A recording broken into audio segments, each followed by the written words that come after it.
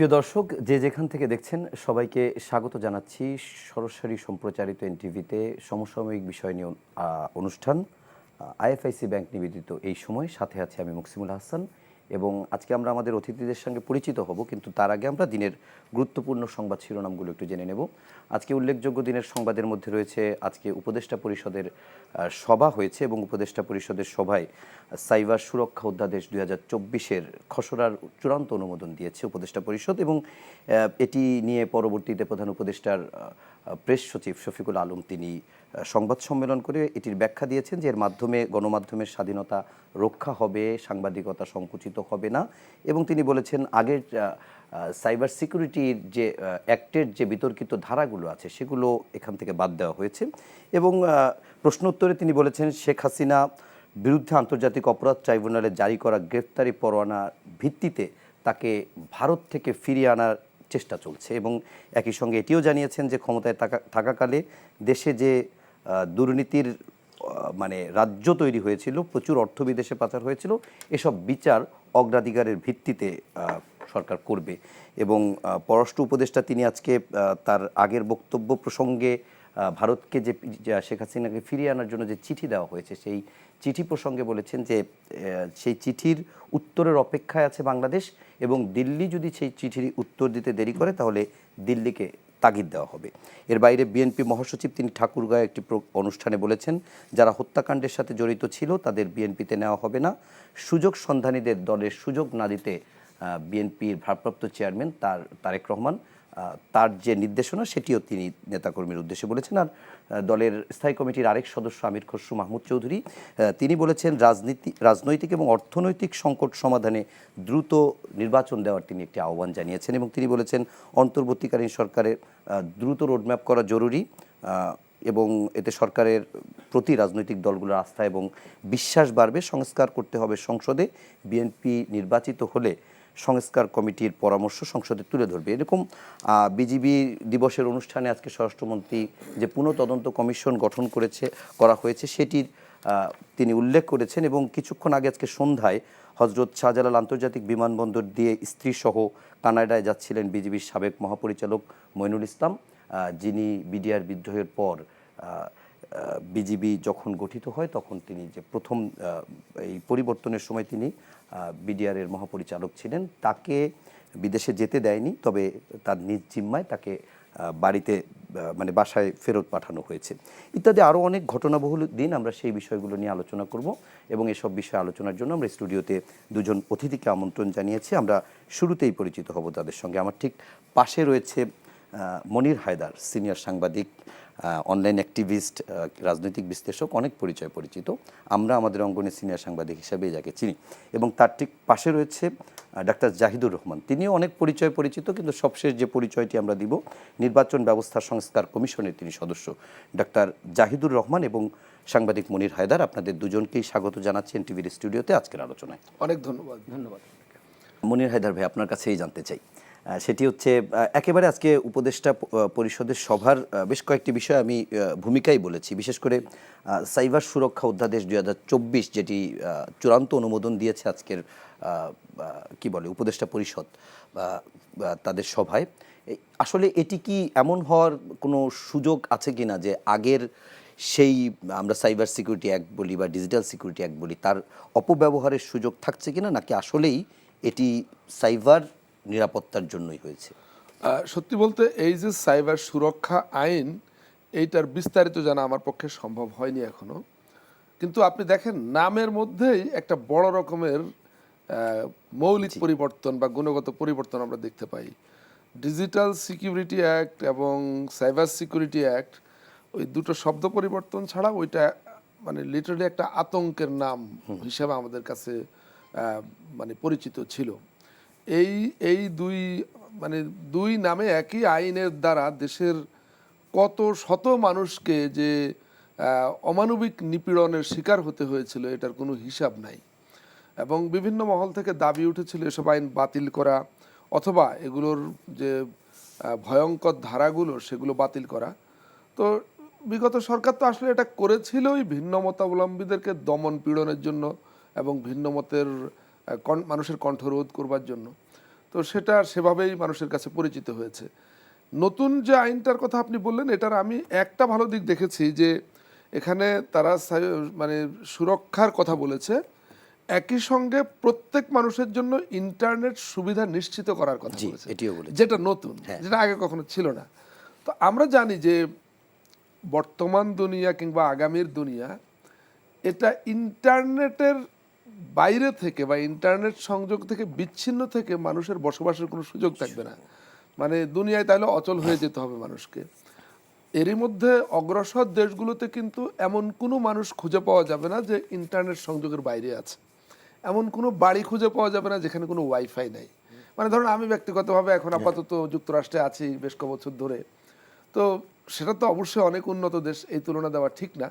যুক্তরাষ্ট্র ছাড়াও অর্থনৈতিকভাবে, রাজনৈতিক, সামাজিকভাবে অগ্রসর দেশগুলোতে সব বাড়িতে ওয়াইফাই থাকে, প্রত্যেকটা মানুষ কোনো না কোনোভাবে ইন্টারনেটের সঙ্গে যুক্ত থাকে। তো বাংলাদেশ একটা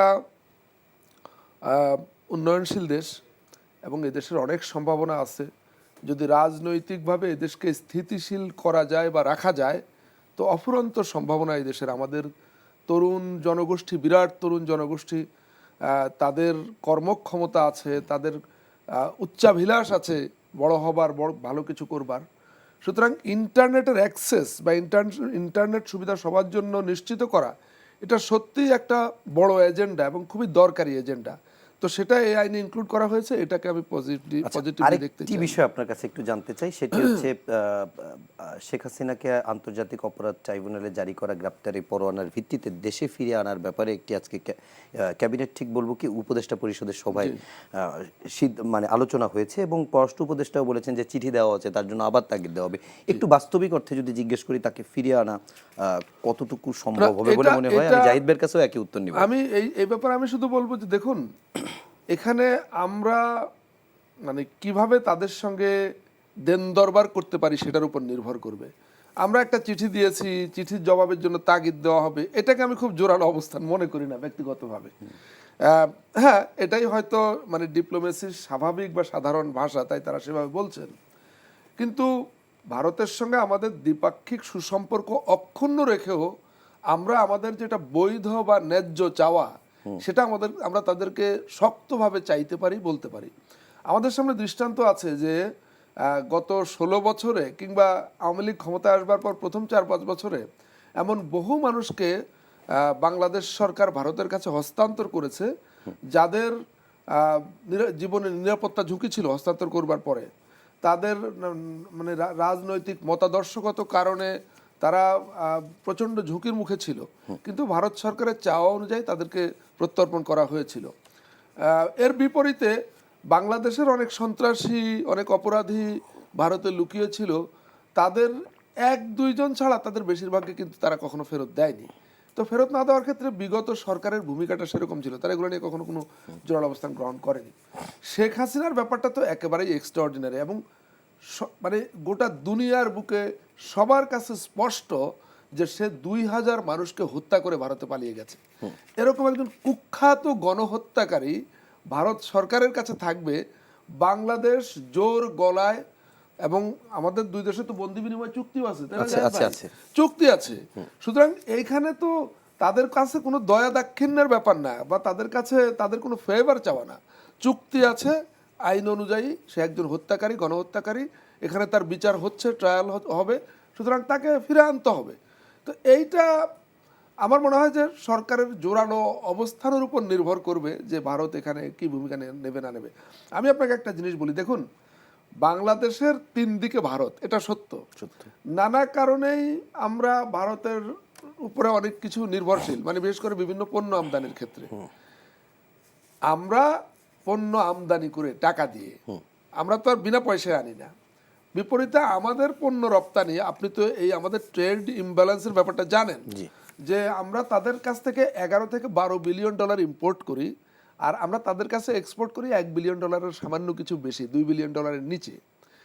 তারা আমাদের এখানে ব্যবসা করে, যারা পণ্য বিক্রি করে তাদের প্রয়োজনটা বেশি, যারা আমদানি করে তারা অন্য সোর্স থেকেও আনতে পারে, হয়তো 2 টাকা বেশি লাগবে, তার বিক্রি করতেই হবে। সুতরাং বাংলাদেশের সঙ্গে সুসম্পর্ক রাখাটা আমাদের উভয়েরই দরকার। আমি মনে করি ভারতের বেশি দরকার। এরই মধ্যে ভারতে কিন্তু আলোচনা উঠেছে, ইভেন আন্দোলন হচ্ছে, প্রতিবাদ হচ্ছে যে বাংলাদেশের সঙ্গে সম্পর্ক খারাপ থাকলে ভারতের অর্থনীতিতে সেটার প্রভাব পড়ে। বাংলাদেশ 20 কোটি মানুষের একটা দেশ, এটা অনেক বড় বাজার, এবং এই বাজারের একটা বড় জায়গা ভারত দখল করে আছে। তো ভারতের প্রয়োজনীয়তাটা কিছু গরম কথা, মানে তারা ওখানকার কিছু দায়িত্বহীন লোক, মতলববাজ লোক, তারা বলতেই পারে গরম গরম কথা বলে, ওই মানে হিন্দুত্ববাদী সেন্টিমেন্ট ব্যবহার করে ভোট বাড়ানোর জন্য তারা এগুলো বলতে পারে। কিন্তু দিন শেষে দেখা যাবে তার অর্থনীতি ক্ষতিগ্রস্ত হচ্ছে, তার এক্সপোর্টাররা ক্ষতিগ্রস্ত হচ্ছে, তার উৎপাদকেরা ক্ষতিগ্রস্ত হচ্ছে, সে অভ্যন্তরীণ চাপের মুখে পড়বে। সুতরাং বাংলাদেশ সরকারের এখানে খুব ম্রিয়মাণ গলায়, খুব মৃদু স্বরে বলার কিছু নাই, জোরালোভাবে বলবে যে দেখো আমরা তোমাদের সঙ্গে সুসম্পর্ক রাখতে চাই, কিন্তু এইটা সুনির্দিষ্ট আইন আছে, বন্দি বিনিময় চুক্তি আছে, এবং সে বাংলাদেশের সবচাইতে বড় অপরাধী। বাংলাদেশের গোটা বাংলাদেশের ইতিহাসে তার চেয়ে বড় অপরাধী নাই যে 2000 মানুষকে হত্যা করেছে। সুতরাং তাকে ফেরত দিতে হবে, তার ট্রায়াল হবে এখানে। ক্লিয়ার। আমরা একই বিষয় নিয়ে একটু জাহিদ ভাইয়ের কাছেও যে ব্যাপারটা মনির হায়দার ভাই বলছিলেন যে দ্বিপাক্ষিক সম্পর্ক বা একটা ভালো রেখেও এটি ভারতের সঙ্গে আমরা ডিপ্লোম্যাটিকভাবে তাকে ফিরে আনা দরকার, ভারতেরও তাদের প্রয়োজন। আসলে ভারতের সাথে সম্পর্ক খারাপ রেখে কি সম্ভব? আসছে এই প্রসঙ্গে। আর তার আগে যদি সাইবার সুরক্ষা নিয়ে আমার একটা এক্সপেরিয়েন্স আমি একটু শেয়ার করি। সেটা হচ্ছে ডিজিটাল সিকিউরিটি অ্যাক্টের পর cyber security act so called করতে চাইলো, এবং সেটারও কিছু পরিবর্তন কি করা যেতে পারে এটা নিয়ে আইন মন্ত্রণালয়, মানে এই সরকারের সময় আইন মন্ত্রণালয় একটা আলোচনা আয়োজন করেছে, যেখানে প্রাইমারিলি প্রেজেন্ট করা হয়েছিল কি কি পরিবর্তন তারা করতে চান। তো আমি ওখানে ইনভাইটেড ছিলাম। সো ওই আইনটার খসড়াটা আমি এখনো কিন্তু ফাইনালি কি হয়েছে এটা জানি না। ওখানে সবাই আমরা একটা জায়গায় একমত হয়েছিলাম। খেয়াল করি আমরা আরো একটু যদি পেছনে যাই, প্রথমে একটা আইসিটি অ্যাক্ট ছিল, ওটার 57 ধারা, একটা স্পেসিফিক ধারা নিয়ে আমরা অনেক কথা বলতাম, কারণ ওর মধ্যে আপনার আমার মত প্রকাশের ব্যারিয়ার তৈরি করার সব রকম কথা ছিল। এরপর একটা চালাকি হলো, প্রচুর 57 ধারা মুখস্থ হয়ে যায়। এরপর আপনি ডিজিটাল সিকিউরিটি অ্যাক্ট করলেন, এবং এবার আপনি 4টা করলেন, 25, 28, 29, 31 ঘটনাচক্রে 4টা আমার মনে আছে, ভেঙে 4টার মধ্যে ঢুকিয়ে দিলেন। আমরা খুব সহজে 57 বলে ফেলতে পারলাম না, কিন্তু ওগুলো রয়ে গেল, যেগুলো দিয়ে কার্যত আসলে এত অস্পষ্টভাবে আপনি এগুলো, কেউ কেউ বলে ভাষার অস্পষ্টতা আছে, না, ভাষা অস্পষ্ট রেখেছেন সো দ্যাট আপনি যে কোনো কিছুকের মধ্যে ঢুকিয়ে দিতে পারেন। You can criminalise everything. আচ্ছা, তো ওই জিনিসগুলো আর রাখা হবে না, এই আলাপটা এসছে ওখানে, এবং আমি আশা করি এগুলো নেই, কিন্তু আসলে তো আমাদের একটা আইন লাগবে। হ্যাকিং আছে, তারপরে অনলাইনে অনেক নারীকে নানা রকম ভাবে হেনস্থা করা হয়, নানান রকম ক্রাইসিস আছে, এগুলো নিশ্চয়ই থাকবে এর মধ্যে, এবং আমি আশা করি এটা একটা ভালো আইন হবে।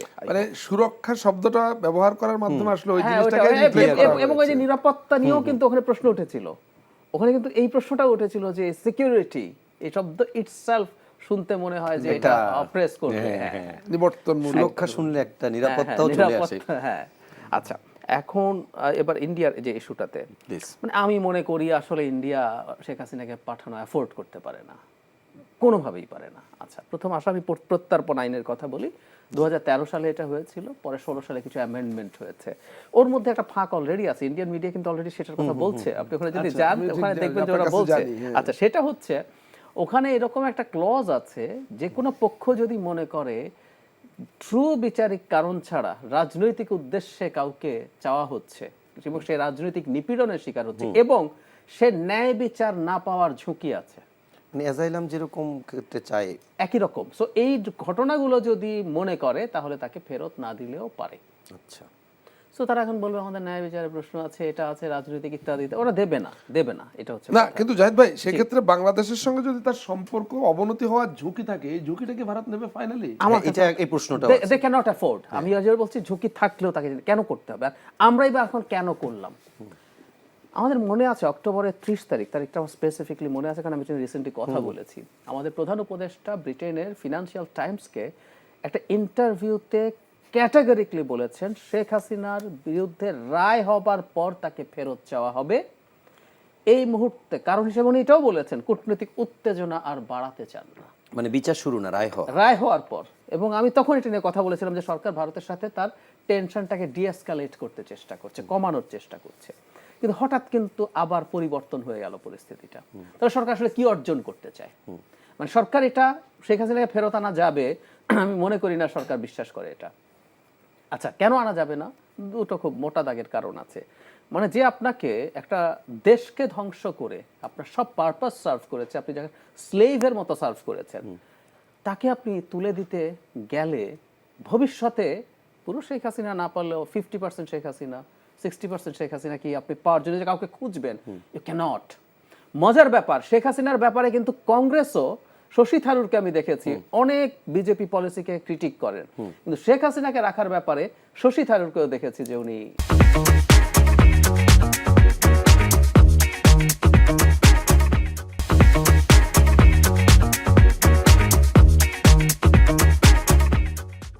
শেখ হাসিনা ইস্যুতে কংগ্রেসের অবস্থান। মানে ব্যাপারটা হচ্ছে শেখ হাসিনা বাংলাদেশে ফেরত যেতে পারে না, এটা নিয়ে সব দল একমত।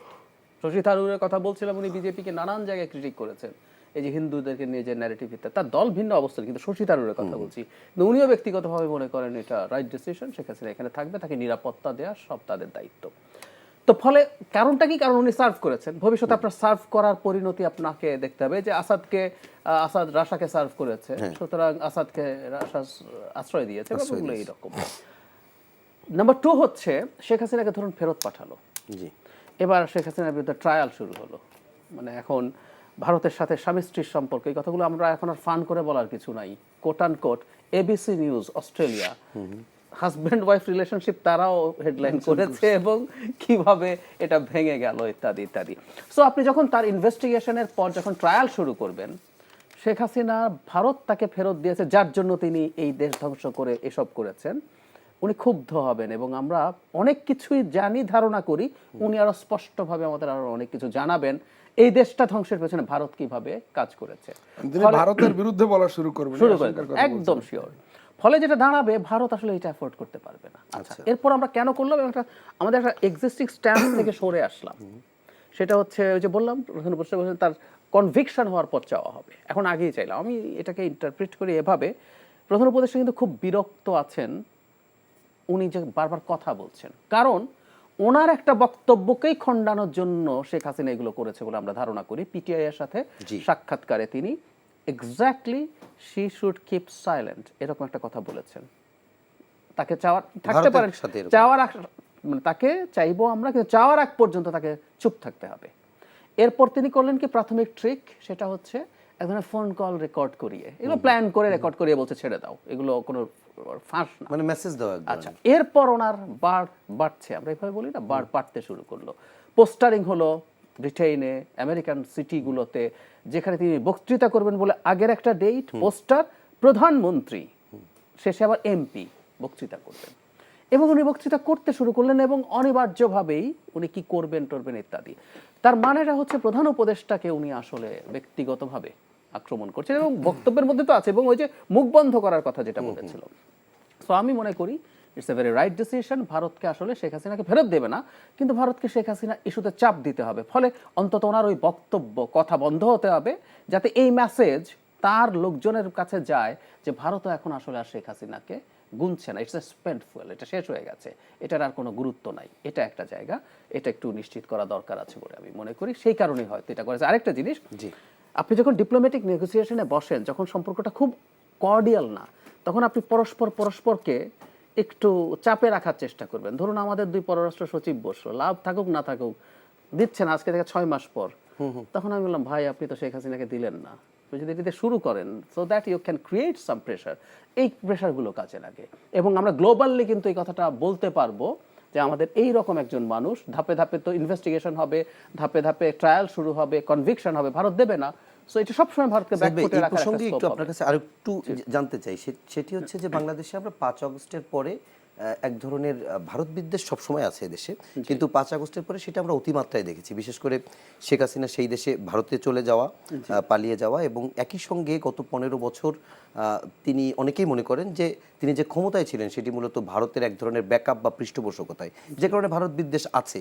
কিন্তু এখন যখন নিয়ম অনুযায়ী ভারত তাকে দিতে পারে, এরকম একটি প্রেক্ষাপটেও যদি ভারত শেখ হাসিনাকে এদেশে ফেরত না দেয়, তাহলে ভারত বিদ্বেষ আরও বাড়া কিংবা ভারত বাংলাদেশ সম্পর্ক এগিয়ে নেওয়াটা কি একটু চ্যালেঞ্জিং হবে না? আমি আবার একটা উল্টো কথা বলি, বাংলাদেশে ভারত বিদ্বেষ কিন্তু ভারতের জন্য ভালো। আচ্ছা, ভারতের জন্য ভালো।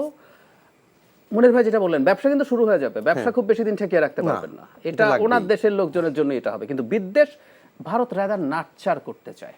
ভারতের বিজেপির যে পরিচয়বাদী রাজনীতি আছে, এবং ভারত, আমি এটা বলে ফেলি, আমি ইদানিং বলছি, ভারতের বিজেপিকে আমি এখন একটা প্রায় ফ্যাসিস্ট দল বলে মনে করি। শেখ হাসিনা ফ্যাসিস্ট ছিল না, শেখ হাসিনা মাফিয়া। শেখ হাসিনাকে আমরা ভুল করে ফ্যাসিস্ট বলি, ফ্যাসিস্ট বলে শেখ হাসিনাকে প্রশংসা করি। শেখ হাসিনা হচ্ছে অনেক বেশি খারাপ। তো যেটা বলছিলাম, ফ্যাসিস্টের অনেকগুলো দিকের মধ্যে একটা হচ্ছে you are surrounded by enemies. তোমার দেশের মধ্যে শত্রু, দেশের বাইরে শত্রু। দেশের শত্রুকে মুসলমান, দেশের বাইরে চায়না শত্রু, পাকিস্তান শত্রু, বাংলাদেশ শত্রু, এবং তোমার যে জাতি, তোমার জাতি কি? হিন্দু জাতি। সে বিভিন্ন জায়গায় বিপদের মুখোমুখি। বাংলাদেশেও দেখবেন ধর্ম নিয়ে এই ন্যারেটিভ তৈরি। এবং ফ্যাসিস্টের খুব গুরুত্বপূর্ণ একটা ক্রাইটেরিয়া হচ্ছে, ফ্যাসিস্ট হওয়ার আপনার একটা সেভিয়ার নেতা আছে, শক্তিশালী, 56 ইঞ্চি বুকের ছাতি। উনি নিজে বলেন, বিজেপি যারা মোদি আছে, মোদি তোমাকে সেভ করবে। সো এই ন্যারেটিভ তার জন্য কিন্তু তার ডোমেস্টিক পলিটিক্সের জন্য ভালো। এই জন্য আমি মনে করি বাংলাদেশে একটা নির্দিষ্ট এবং যথেষ্ট মাত্রার ভারত বিদ্বেষ তারা উস্কে দেবে। শেখ হাসিনার সময় যেটা হচ্ছিল, শেখ হাসিনা এত বেশি পারপাস সার্ভ করছিলেন, শেখ হাসিনার ক্ষেত্রে কিছু ছাড় ছিল। কিন্তু এবার আর যেহেতু সেটা নেই, ভবিষ্যতে কোনো সরকার বাংলাদেশে শেখ হাসিনার মতো হতে পারবে না। ফলে তারা কিন্তু চাইবে বাংলাদেশে ভারত বিদ্বেষী অ্যাটিটিউড থাকুক, বিজেপির যে রাজনীতি, সেই ভেরি রাজনীতির জন্য। ওকে, আমরা একটু প্রসঙ্গটা পরিবর্তন করে মনির হায়দার ভাই আপনার কাছে একটি বিষয় জানতে চাই। সেটি হচ্ছে যে গত দুদিন ধরে যদিও রাজনৈতিক দলগুলোর হয়তো বিভিন্ন স্ট্যান্ড থাকে, যেমন 5 আগস্টের পরে বিএনপির যে ধরনের বক্তব্য ছিল সেটি গত কয়েকদিনের আগে দেখা গেছে যে বক্তব্যের স্ট্যান্ড কিছুটা চেঞ্জ হয়েছে। আগে সবসময় এই সরকারকে সহযোগিতা করতে হবে, এই সরকার ফল করলে দেশের ক্ষতি, এই টোন কথা ছিল, সেটি এখন নেই তা বলছি না। কিন্তু নতুন হচ্ছে যে নির্বাচনের দিকে একটা প্রেশার দেওয়া, যেটা বিএনপির পক্ষ থেকে আমরা দেখছি। এবং সবশেষ যদি বলি যে আজকে আমির খসরু মাহমুদ চৌধুরী বলেছেন রাজনৈতিক এবং অর্থনৈতিক সংকট সমাধানে তিনি দ্রুত নির্বাচনে আহ্বান জানিয়েছেন, এবং তিনি বলেছেন যে এই অন্তর্বর্তীকালীন সরকারের দ্রুত রোডম্যাপ দেওয়া জরুরি, কারণ এতে জনগণের আস্থা এবং বিশ্বাস বাড়বে। এবং গতকাল ঠাকুরগাঁয়ে মির্জা ফখরুল ইসলাম আলমগীর, বিএনপি মহাসচিব, তিনি বলেছেন যে ভোটাধিকার আদায়ে 5 আগস্টের মতো রাজপথে নামার আহ্বান জানিয়েছেন।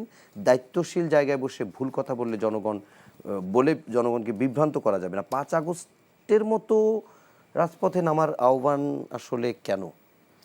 মানে কোনো শঙ্কার জায়গা তৈরি হচ্ছে বিএনপি? না, এটা তো আসলে খুব স্পষ্ট যে বিএনপি এবং তাদের জোটের আরো কিছু দল, আজকেও আমরা বোধহয় দেখলাম যে একটা জোটের মিটিং হয়েছে, তারা তাড়াতাড়ি একটা নির্বাচনের পথে যেতে চায়। এবং তারা স্পেসিফিক না বললেও যে কতদিনের মধ্যে নির্বাচন চায়, তাদের কথা হলো যে নির্বাচনমুখী অল্প স্বল্প কিছু সংস্কার করে নির্বাচনে যাওয়া, এবং বড় রকমের সংস্কার যদি করতে হয় সেটা নির্বাচিত সরকার করবে।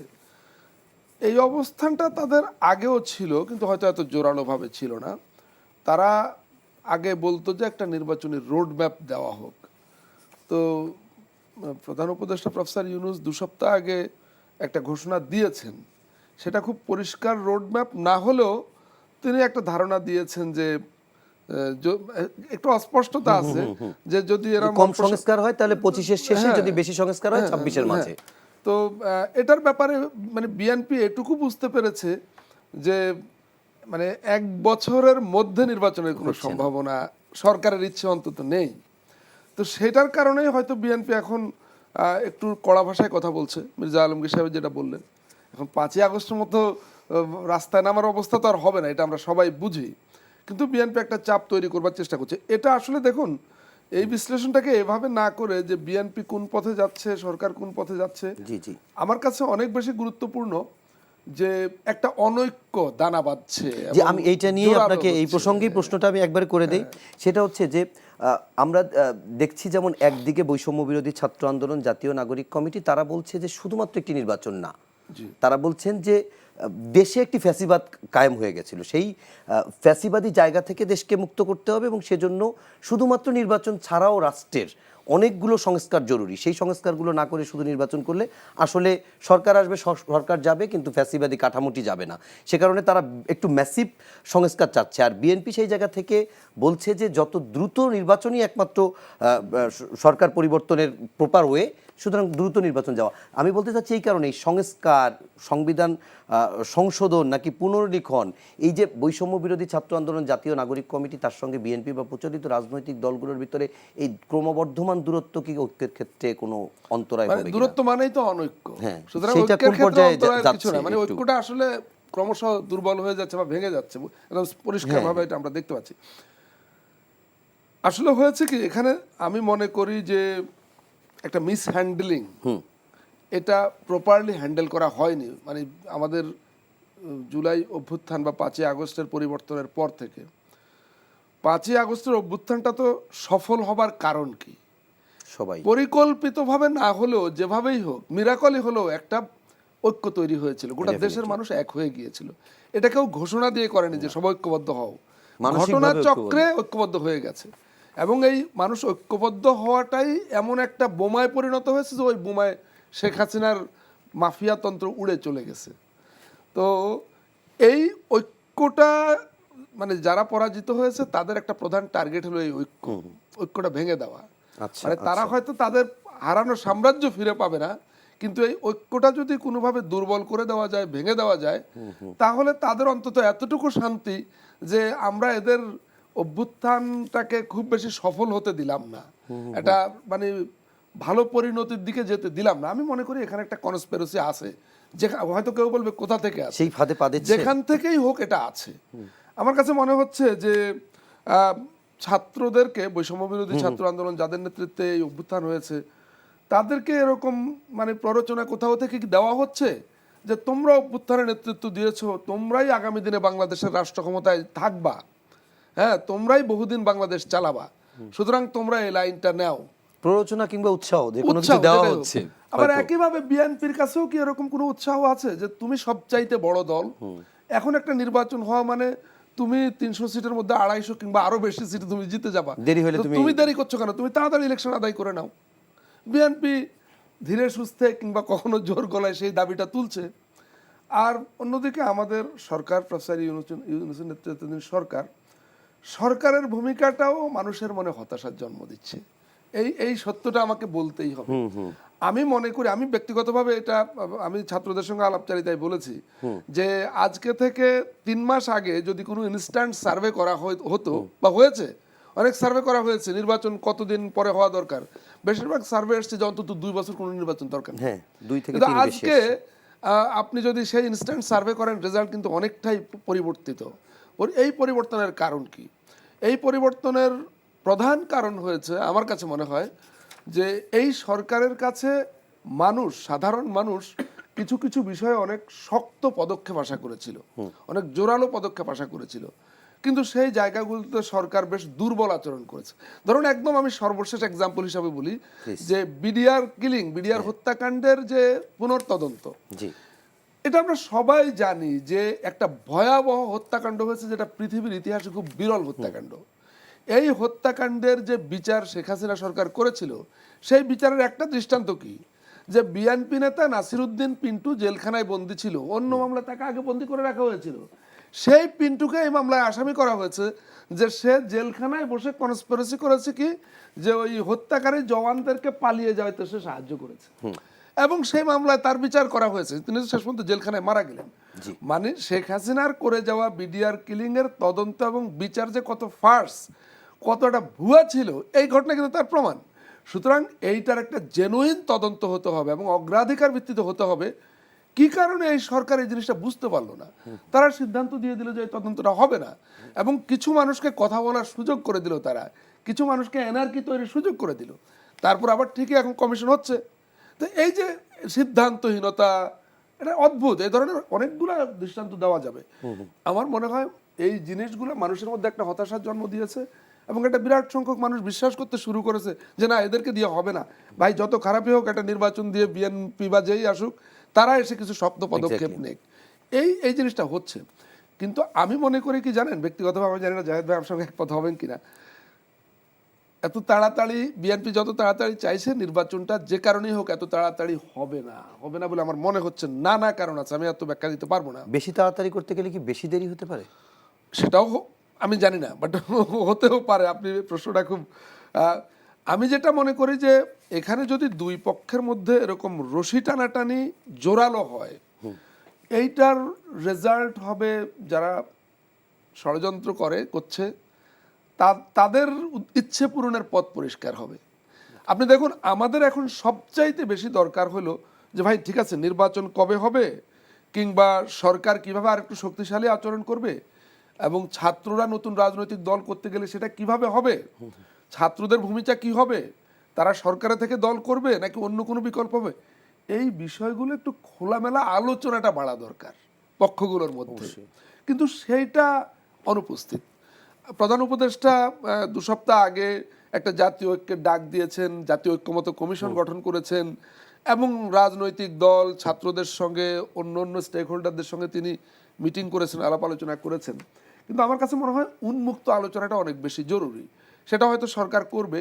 এই প্রসঙ্গে আপনাকে জানিয়ে রাখি যে এইরকম একটা উদ্যোগ এখন নেওয়া হয়েছে একটা বেসরকারি পর্যায় থেকে, ফোরাম ফর বাংলাদেশ স্টাডিজ। এই সংগঠন, আমরা দুজনই আবার এটার সদস্য বলে ফেলি, এই সংগঠনের উদ্যোগে একটা ব্যাপক ভিত্তিক বহুপাক্ষিক উন্মুক্ত আলোচনার আয়োজন করা হয়েছে। কবে হবে এটা? সংলাপ এটা আগামী 27 এবং 28 ডিসেম্বর, শুক্র শনিবার, 2 দিন সকাল থেকে সন্ধ্যা পর্যন্ত মোট 6টা অধিবেশনে আলাপ আলোচনা হবে। এখানে সরকারের উপদেষ্টারা থাকবেন, বেশ কয়েকজন থাকবেন, সকল রাজনৈতিক, মানে সকল বলতে মানে মোটামুটি অধিকাংশ রাজনৈতিক দলের শীর্ষ নেতারা সবাই থাকবেন, ছাত্র নেতৃবৃন্দ থাকবেন, সিভিল সোসাইটির প্রতিনিধিরা থাকবেন, প্রফেশনালসরা থাকবেন, ইনফ্লুয়েন্সিয়াল ইন্ডিভিজুয়ালসরা থাকবেন। এটা একটা মানে একটা মানে কি বলবো, যে একটা সূচনা করে দেওয়া। পরবর্তীতে হয়তো সরকার যেহেতু কমিশন গঠন করেছে, সরকার এই ধরনের আলোচনার হয়তো আরো আয়োজন করবে, অন্য কোনো সংগঠনও করতে পারে। কিন্তু ফোরাম ফর বাংলাদেশ স্টাডিজ এই 4.5 মাস পার হয়ে গেল, এই পরিবর্তন হয়েছে, একটা সূচনা করে দিচ্ছে আর কি, যে একটা বহুপাক্ষিক আলাপ আলোচনা মুক্তভাবে সবার মধ্যে হোক, দূরত্বটা কমে আসুক, দূরত্বটা কেন হচ্ছে সেটা আইডেন্টিফাই করা যায় কিনা, এরকম একটা চেষ্টা করা। আচ্ছা, এই দূরত্বের জায়গা থেকে জাহিদ ভাই যে প্রশ্নটি, যে জায়গাটি নিয়ে কথা বললেন মনির হায়দার ভাই, তিনি তার বক্তব্যের এক পর্যায়ে এটিও বলেছেন যে হয়তো আওয়ামী লীগ তার হারানো সাম্রাজ্য ফিরে পাবে না, কিন্তু হতে পারে এটি কনস্পিরেসি থিওরিতে যে এটি এই ঐক্যটা ভেঙে দিলে আসলে তারই তো লাভ। তো সে কারণে বিএনপিকে হোক কিংবা আপনার ছাত্র প্রতিনিধি বা বৈষম্য বিরোধী ছাত্র তাদেরকে হোক, কেউ পরিচিত করছে কি না, এবং সেই সঙ্গে মানে দেরিতে নির্বাচন বা 6 মাস বা 1 বছর বা আরও একটু পরে নির্বাচন হলে যত দেরিতে নির্বাচন হবে বিএনপি গ্রহণযোগ্যতা হারাবে, এরকম একটি কথা শোনা যায়। কেন এই কথাটা বলা হয়? ধন্যবাদ। প্রথম কথাটা হচ্ছে যে যা ঘটছে এটা একেবারেই স্বাভাবিক। মানে আমরা এতদিন পর্যন্ত একটা স্পেসিফিক শত্রুর বিরুদ্ধে ফাইট করেছি, যখন ফাইটটা শেষ হলো, যেমন ধরুন সিরিয়াতে এই আলাপ আছে যে সিরিয়াতে আরেকটা গৃহযুদ্ধ আরো সিরিয়াসলি মাথাচাড়া দেবে কিনা আছে। কারণ কি, কারণ এতদিন পর্যন্ত আসাদ বিরোধী যারা যারা ছিল, বহু রকম গ্রুপস আছে, আমি আর ওই ডিটেইল আলোচনায় যাচ্ছি না। আসাদ তো চলে গেলেন, পালিয়ে গেলেন।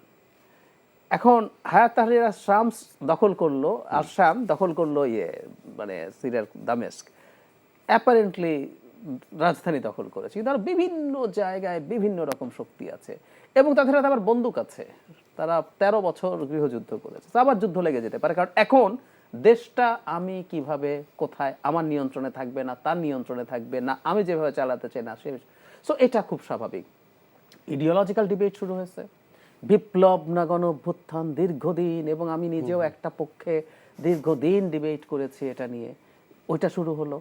সংবিধান পুনর্লেখন নাকি সংবিধান সংশোধন, এই আলাপ চললো দিনের পর দিন, নানান রকম ইডিওলজিক্যাল ডিবেট চলতে থাকলো, প্রত্যেকে তার মতো করে দেশটাকে ব্যাখ্যা করতে এবং সেটা অনুযায়ী দেশটাকে গড়তে চায়। একইভাবে এখন যখন নির্বাচন অ্যাপ্রোচ করছে, এই যে সংস্কার আগে তারপর নির্বাচন, বা এখন যোগ হয়েছে বিচার আগে তারপর নির্বাচন, আবার আরেকটা দল বলছে যে দেশ খুব অনিশ্চিত, ইনসিকিউরড অবস্থা, দ্রুত নির্বাচন। মোদ্দা কথাটা হচ্ছে বিএনপি, আপনি স্পেসিফিক প্রশ্ন করেছেন দেরি হলে তার ক্ষতি হবে, কেউ কেউ বলছেন এটা, সেটা হলো যেহেতু তাদের তৃণমূলে বেশ কিছু ক্ষেত্রে নানান রকম অনিয়মের সাথে দুর্নীতির সাথে জড়িয়ে পড়ছে তার দলের লোকজন, তাদের সর্বোচ্চ পর্যায়ে এটাকে কন্ট্রোল করার আন্তরিক চেষ্টা করার পরও এটা চলছে। সো এটা ঝুঁকি হতে পারে।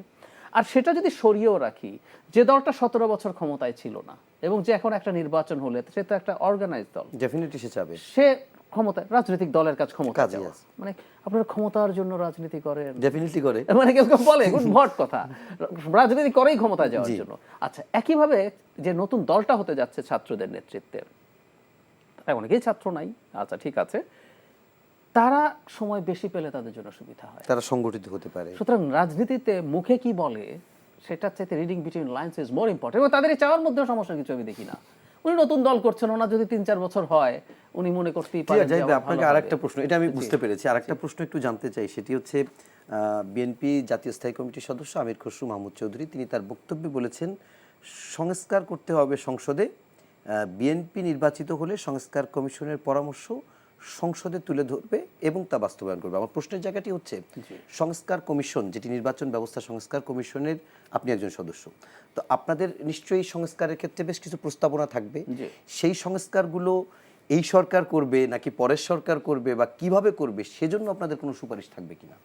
আমাদের কোনো সুপারিশ থাকবে না, কারণ আমাদেরকে সরকার যে দায়িত্ব দিয়েছে, আমাদের স্কোপ হচ্ছে আমরা মানে কিন্তু আমরাই সব করেছি তা না। আমরা আমাদের কিছু প্রাথমিক প্রস্তাবনা তৈরি করেছি, এরপর আমরা সোসাইটির বিভিন্ন রকম স্টেক হোল্ডার্স, নির্বাচনের স্টেক হোল্ডার্স, যেমন ধরুন আইন শৃঙ্খলা রক্ষাকারী বাহিনী একটা গুরুত্বপূর্ণ দায়িত্ব পালন করে, আমাদের নির্বাচন কমিশন সচিবালয়ের মানুষজন কাজ করে, আমাদের প্রশাসন, সিভিল প্রশাসন কাজ করে, আবার যারা নির্বাচন করছেন তাদের অভিজ্ঞতা কি, দীর্ঘদিন নির্বাচন পর্যবেক্ষণ করছে, এরকম নানা রকম মানুষ অ্যান্ড সাধারণ মানুষ। আমরা মানুষের অপিনিয়ন চেয়েছি, অবিশ্বাস্য সাড়া পড়েছে, মানুষ দারুণ সব মতামত দিয়েছে, এবং শুধু ঢাকায় না, ঢাকার বাইরের বিভাগীয় শহরগুলোতে। সো সব কিছু নিয়ে আমরা আসলে কাজটা করে দিতে চাইছি।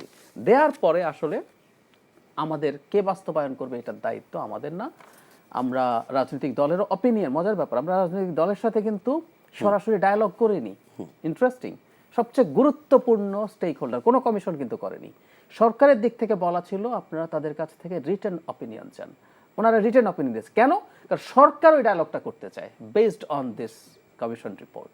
সুতরাং ওই ডায়ালগ করে সরকার আর রাজনৈতিক দলরা আসলে এটা ডিসাইড করবে। আরেকটি বিষয় একটু, আর একটা জিনিস, আমরা যে সংস্কার প্রপোজাল দিচ্ছি এটা যত দ্রুত হয়, আমাদের অ্যাটিটিউডটা কি, যত দ্রুত হয় তত ভালো। আর আবার আমি এই রাষ্ট্রে বসবাসকারী, এই রাষ্ট্রে বেড়ে ওঠা একজন নাগরিক হিসাবে মনে করি এটা আসলে খুব রাতারাতি সব করে ফেলা হবেও না, এগুলো ধাপে ধাপে, এখন কিছু হবে, কিছু পরের সরকারে হবে, তারপরে সরকারে হবে, এভাবে হবে আর কি। আচ্ছা, এই সঙ্গে আরেকটা প্রশ্ন একটু আপনার কাছে করি, যেহেতু আপনি নির্বাচন ব্যবস্থা সংস্কার কমিশনের একজন অ্যাক্টিভ সদস্য, যদিও সবাই অ্যাক্টিভ, অল্প কয়েকজনেরই, আপনাদের যিনি প্রধান বদিউল আলম মজুমদার, তিনি গতকাল এনটিভিতে একটি সাক্ষাৎকার দিয়েছেন, সেখানে তিনি বলেছেন যে 18টি প্রস্তাবনা তারা চূড়ান্ত করেছে এবং সেখানে তিনি বলেছেন সেই কয়েকটা আছে ক্ষেত্র, হ্যাঁ ক্ষেত্র, সেই ক্ষেত্রে তিনি বলেছেন যে পুরো প্রস্তাবনা জুড়েই নির্বাচন কমিশনকে শক্তিশালী করতে সংবিধান সংশোধন আইন প্রণয়নের কথা বলেছেন। এখন আমি আগেও একদিন আপনার কাছে এটি জানতে চেয়েছিলাম, আমি স্পষ্ট উত্তর হয়তো আপনারা এতক্ষণে যেতে পেরেছেন কিনা,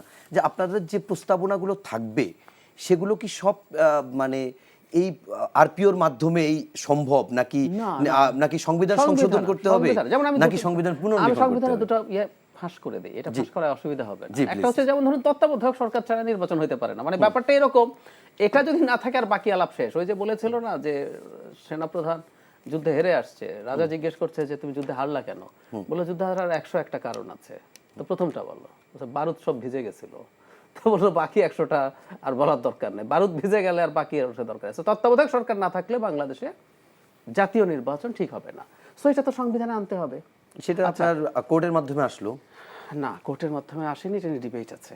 আচ্ছা, কিন্তু আমরা যখন কাজ শুরু করেছি তখনও তো কোর্টের রায় হয় নাই, তখনও কোর্টের রায় হয়, সুতরাং এটা লাগবে। আচ্ছা, এছাড়া আমি এমনি একটা কনস্টিটিউশনের একটা ছোট উদাহরণ দিই আমাদের দর্শকদের উদ্দেশ্যে, আমরা হয়তো অনেকে জানি না, আমাদের নির্বাচন কমিশনের একক দায়িত্বে শুধু দুটো নির্বাচন আছে, রাষ্ট্রপতি নির্বাচন আর হলো সংসদ নির্বাচন। আমাদের লোকাল গভর্নমেন্ট নির্বাচনের দায়িত্ব নির্বাচন কমিশনের হাতে সাংবিধানিকভাবে অর্পিত হয় নাই, লেখা আছে ওখানে নির্বাচন কমিশন ওই দুটা করবে আর সরকার তাকে যা যা বলে। তো সরকার তাকে বলে তুমি উপজেলা করো, তুমি পৌর, এই জিনিসটা তো কনস্টিটিউশনালি নির্বাচন কমিশনের হাতেই থাকা উচিত, ইজন্ট ইট? আমাদের স্টেক হোল্ডারও, আমরা নিজেরাও মনে করি স্টেক হোল্ডার। সো এরকম সংবিধানেও ইনক্লুড করার মতো আরো আছে, আমি আর সবগুলোতে যাচ্ছি না, অনেকগুলো জিনিস আছে, এটা লাগবে এবং এটা সংবিধান যখন সংশোধন হবে সেটা সেখান থেকে হবে। আর বাকিগুলো আসলে আপনি অর্ডিন্যান্স দিয়ে অধ্যাদেশ দিয়ে ইজিলি করা করে যাবে। ফেলতে পারেন। আচ্ছা, অনেক ধন্যবাদ। আমরা একটু প্রায় শেষ দিকে চলে আসছি। আমি মনির হায়দার ভাই আপনার কাছেও কয়েকটা বিষয় একটু জিজ্ঞেস করি, বিশেষ করে জাহিদ ভাই যে প্রসঙ্গগুলো বললো সেগুলোকে যদি আমরা একটু এভাবে ইতি টানা সেকেন্ড, জি মানে নির্বাচন কমিশনের মানে লোকাল গভর্নমেন্ট ইলেকশন কিন্তু এখনকার কনস্টিটিউশন যে থিওরিটিক্যালি সরকার যদি ডিসাইড করে নির্বাচন কমিশন করবে না, সরকার যদি বলে যে আমি আমার প্রশাসন দিয়ে নির্বাচন স্থানীয় করে সরকার সরকার মন্ত্রণালয় করে ফেলতে পারে। হ্যাঁ, সংবিধানের বাইরে হবে না এটা। আচ্ছা, আপনাকে বলি, যদিও আমার একটা জাহিদ ভাইয়ের ব্যাপারে একটা একটু আর একটু ছোট্ট একটু এক বাক্যে একটু জাহিদ ভাই উত্তর দেবেন। স্থানীয় সরকার বিশেষজ্ঞ ডক্টর তোফায়েল আহমেদ বলেছেন তত্ত্বাবধায়ক সরকারের আমলে স্থানীয় নির্বাচন মানে তত্ত্বাবধায়ক অন্তর্বর্তীকালীন সরকারের আমলে স্থানীয় সরকার নির্বাচনেরও সুপারিশ করবেন তারা, এরকম কি আপনারা ভাবছেন? আমরা এখন ওইরকম ঠিক এই সরকার না, মানে পরবর্তীতে যারা তত্ত্বাবধায়ক সরকার আছে তারা স্থানীয় সরকার আমরা করবে। এরকম করিনি, তবে আমি এটা আমার কমিশন হিসাবে না, আমি একটা ব্যক্তিগত অপিনিয়ন। জি, আমাদের সব নির্বাচন তত্ত্বাবধায়কের অধীনে করব, I don't like this. Good. আমি আমাদের জাতীয় নির্বাচন হবে, আমরা কিন্তু এক সময় যখন 90s-এ দলীয় সরকারের অধীনে কিন্তু ভালো লোকাল গভর্নমেন্ট ইলেকশন হয়েছে। ভাই আমার ক্লিয়ার। আমি একটু দুঃখিত মনির ভাই আপনার কাছে যেও আবার এইখানে একটু ব্যাক করলাম আমরা। সেটা হচ্ছে যে আপনি মানে দেশের বাইরে থাকেন, মার্কিন যুক্তরাষ্ট্রে থাকেন, আপনি এদেশে দীর্ঘ সময় সাংবাদিকতা করেছেন, আপনি অনলাইনে বেশ কিছু জায়গায় একেবারে দেশে থাকতেও দেখেছি, দেশের বাইরে থেকেও দেখেছি, সোচ্চার ছিলেন। তখন আমরা একদম অনলাইন অ্যাক্টিভিস্ট থেকে শুরু করে সবাইকেই দেখতাম একটা প্ল্যাটফর্মে, যেটি একটু আগে জাহিদ ভাই বলছিলেন যে বিপ্লব অভ্যুত্থানের আগে সবার তো কমন এজেন্ডা ছিল, কিন্তু এখন তাদের এই মত প্রকাশে ভিন্ন ভিন্নতা থাকছে, সেটি আমরা দেখছি। কিন্তু এর বাইরে বাস্তবে দেশেও আপনি আসছেন, এখন আপনি বাস্তবতা কিছুটা দেখতে পাচ্ছেন কিনা, যেটি আপনি ঐক্যের কথা বলছেন, যে কারণে আপনারা 26-27 তারিখে 27-28 তারিখে আপনারা একটা সমাবেশের আলোচনারও ডাক দিয়েছেন 2 দিন ব্যাপী, গুড উদ্যোগ। কিন্তু আমি যেটি আপনার কাছে একটু জানতে চাই যে এই যে সংবিধান পুনর্লিখন নাকি সংশোধন, তাহলে কি গণভোটে যাবে? তারপরে এই সরকার আসলে কতটুকু সংশোধন করতে পারবে, কিংবা 2025 সালের শেষ নাগাদ কিংবা 26-এর মাঝামাঝিতেও আসলে আমরা কাঙ্ক্ষিত সংস্কার করে নির্বাচন দিতে যাওয়া, এটা কতটুকু সম্ভবযোগ্য মনে হচ্ছে ঐক্যের জায়গা থেকে? জি, মানে আমি জাহিদ ভাইয়ের সঙ্গে কিছু কিছু জায়গায় দ্বিমত করি। জি, বলবেন। একটা হলো দ্বিমতটা এই জন্য করি যে হ্যাঁ, এটা ঠিক যে এই ধরনের একটা অভ্যুত্থানের পরে এক একজন এক এক দিকে যাবে তার গোল অনুযায়ী বা তার চাওয়া অনুযায়ী। এটা শুধু তিউনিসিয়াতে না বা এটা শুধু সিরিয়াতে না, এটা আমরা যদি আফগানিস্তান থেকে সোভিয়েত বাহিনীকে পরাজিত করার পর সেখানে আমরা এই মুজাহিদিনদের মধ্যে বহু গ্রুপ ভাগ হয়ে গেছিল। এরা কিন্তু ইসলামের জন্য সবাই কিন্তু ইসলামিক ফোর্স, সেই ইসলামিক ফোর্স বহু ভাগে ভাগ হয়ে গেছিল, এক গ্রুপ আর গ্রুপকে হত্যা করে, এগুলো হয়েছিল। সুতরাং এটা হয়। কিন্তু বাংলাদেশের এই অভ্যুত্থানের পর আপনি যে প্রসঙ্গটা টানলেন, এখানে কয়েকটা বিষয় আমি আপনাকে বলি। প্লিজ। আমির খসরু মাহমুদ চৌধুরী সাহেব বলেছেন যে বড় বড় সংস্কারগুলো আমরা করব, সংবিধান সংশোধন আমরা করব। একটা হলো যে বাংলাদেশে তো এই বিএনপি আওয়ামী লীগের সরকার, জাতীয় পার্টির সরকার ক্ষমতায় ছিল বহু বছর পালাক্রমে বিভিন্ন সময়। তো এই সংবিধানে যে কিছু কিছু সংশোধনী এসছে, সেই সংশোধনীগুলা কতটা জনগণের আকাঙ্ক্ষা অনুযায়ী এসছে এবং সেই সংশোধনীটা পরবর্তীতে আমাদের জাতীয় জীবনে কি ইতিবাচক প্রভাব ফেলেছে। আমি তো দেখি যে একমাত্র প্রেসিডেন্সিয়াল ফর্ম অফ গভর্নমেন্ট থেকে পার্লামেন্টারি ফর্ম অফ গভর্নমেন্টে ফিরে যাওয়া ছাড়া সংবিধানের বাকি অধিকাংশ সংশোধনী হয়েছে গোষ্ঠীর স্বার্থে, দলের স্বার্থে। একটা হয়েছিল তত্ত্বাবধায়ক, সেখান থেকেও আবার সেটা আবার আমরা সরে গেলাম সেখান থেকে। তো এটা আসলে অভিজ্ঞতাটা ভালো না। আমার কাছে মনে হয় আমাদের একটা বেসিক জায়গা হইল ওই যে ওনা যেটা বলেছিলেন যে সংবিধানের মাধ্যমে হবে না কোর্টের আদেশের মাধ্যমে। দেখুন, সংবিধান সংশোধনের যে পদ্ধতিটা এখন আমাদের আছে বর্তমান ব্যবস্থায়, যে যারা পার্লামেন্টে 2/3 মেজরিটি থাকবে তারা সংবিধান সংশোধন করে ফেলবে, এইটার রেজাল্ট আমরা কখনো ভালো দেখিনি। এখানে আমরা স্বেচ্ছাচারিতার উত্থান দেখেছি। এই পদ্ধতির মধ্য দিয়ে আমরা স্বৈরতন্ত্র বলি আর মানে ব্যক্তিকেন্দ্রিক ক্ষমতার যে বলয় গড়ে তোলা, সেটার মানে সেই পথে অগ্রসর হতেই দেখেছি। আমার কাছে মনে হয় যে সংবিধান সংশোধনের এই পদ্ধতিটা আমাদের বদলাতে হবে। আমাদের খুঁজে বের করতে হবে যে আমরা আসলে সংবিধান সংশোধনীকে কিভাবে আরও এই ব্যক্তি বা গোষ্ঠীর কবজার বাইরে নিয়ে যেতে পারি। এটা হলো একটা জিনিস। আর আরেকটা জিনিস হলো যে আমরা দেখি যে আমাদের এই সংবিধানের কয়েকটা বিষয়, আপনার ক্ষমতার ভারসাম্যের যে ব্যাপারটা, আর আরেকটা হলো যে ৭০ অনুচ্ছেদ। তো আমরা তো জানি আমাদের রাজনৈতিক দলগুলো, বিশেষ করে বিএনপি আওয়ামী লীগের মতো দলগুলো, তারা ৭০ অনুচ্ছেদ যেভাবে আছে এভাবে রেখে দিতে চায়। তারপরে ক্ষমতার ভারসাম্যের কাছেও তারা খুব একটা যেতে চায় না, সংখ্যানুপাতিকেও যেতে চায় না। তো সেক্ষেত্রে এখন ধরেন এই সরকার অল্প স্বল্প কিছু সংস্কার করে দিয়ে তারা চলে গেল। তা আমাদের কি বিশ্বাস করতে হবে যে বিএনপি এসে ৭০ অনুচ্ছেদ বাতিল করবে, বিএনপি এসে এই ক্ষমতার ভারসাম্য আনার ব্যবস্থা করবে, বিএনপি এসে 5 বছরের সরকার বা সংসদের মেয়াদে 4 বছরে নিয়ে আসবে? আমার এই সংশয়গুলো আছে। আর আরেকটা হলো, আবার আরেকটা সত্যও এখানে আছে, এর বিপরীতে আরেকটা সত্য আছে। সেটা হলো এই সরকার এই সমস্ত কমিশনের মাধ্যমে যত রিকমেন্ডেশনই দেখ, সংবিধান সংশোধন কমিটি যত রিকমেন্ডেশনই দেখ, এগুলা যে মানে যখন পার্লামেন্টের রেটিফিকেশনের প্রশ্ন আসবে বা পার্লামেন্টের অনুমোদনের প্রশ্ন আসবে, তখন পরবর্তী সরকার এবং পরবর্তী পার্লামেন্টের কাছেই তাদের যেতে হবে। ওই পার্লামেন্ট, ওই সরকার যদি মনে করে যে না এইসব কমিশনের সুপারিশ আমরা মানবো না, বাস্তবায়ন করবো না, এই সরকারের কিছু করার নাই। হ্যাঁ, করার আছে। যদি ওই যে যেটা বললাম, একটা সত্যিকার জাতীয় ঐক্য গঠনের মধ্য দিয়ে এই সমস্ত রিকমেন্ডেশনগুলোকে পাবলিকলি রেকগনাইজ করা হয়, যে আমরা সবাই একটা অঙ্গীকার করলাম যে এই সমস্ত কমিশন বা এই সরকার যে সমস্ত সংস্কারের সুপারিশ করে গেছে, আমরা এই ব্যাপারে সবাই একমত হয়েছে, এবং যারাই নির্বাচিত হয়ে পরবর্তীতে পার্লামেন্ট গঠন করবে তারা এগুলো সব অনুমোদন করে দিবে। ওকে, আমরা একদম শেষ এছাড়া করব। কোনো কিছু আসলে কিছু হবে না। অনেক অনেক ধন্যবাদ মনির হায়দার ভাই এবং ডাক্তার জাহিদুর রহমান, আপনাদের দুজনকে, এবং দর্শক আপনাদেরকেও অসংখ্য ধন্যবাদ জানাচ্ছি এত রাত পর্যন্ত কষ্ট করে এই অনুষ্ঠান দেখার জন্য। এবং একটি কথা শুধু বলবো শেষ করার আগে, যে একটি দেশ যদি তার কাঙ্ক্ষিত গণতান্ত্রিক অগ্রযাত্রায় যেতে চায়, অবশ্যই তার গণতন্ত্রকে টেকসই করতে হবে। সেক্ষেত্রে নির্বাচন ব্যবস্থা থেকে শুরু করে রাষ্ট্রীয় প্রতিষ্ঠানগুলোকে এমনভাবেই তৈরি করা দরকার যা দিয়ে কয়েক বছর পর পর কোনো অভ্যুত্থান কিংবা বিপ্লবের আকাঙ্ক্ষা তৈরি না হয়, বরং একটু কাঙ্ক্ষিত জন আকাঙ্ক্ষা পূরণের জন্য যে অন্তর্বর্তীকালীন সরকার তার প্রয়োজনীয় কাজটুকু যেমন করবে, ঠিক তেমনি একটি সুষ্ঠু নির্বাচনের মাধ্যমে তিনি তার দায়িত্ব ক্ষমতা হস্তান্তর করবে, সেরকম একটি বাংলাদেশ নিশ্চয়ই আমরা দেখতে চাই। সেই সাথে আজ এই মুহূর্তে বলতে পারি যে খ্রিস্টান ধর্মাবলম্বীদের সবচেয়ে বড় উৎসব বড়দিন, সেটি শুরু হয়ে গেছে। সবাইকে বড়দিনের শুভেচ্ছা জানিয়ে আজকের মতো এখানেই শেষ করছি। সবাই ভালো থাকবেন, সুস্থ থাকবেন। শুভরাত্রি।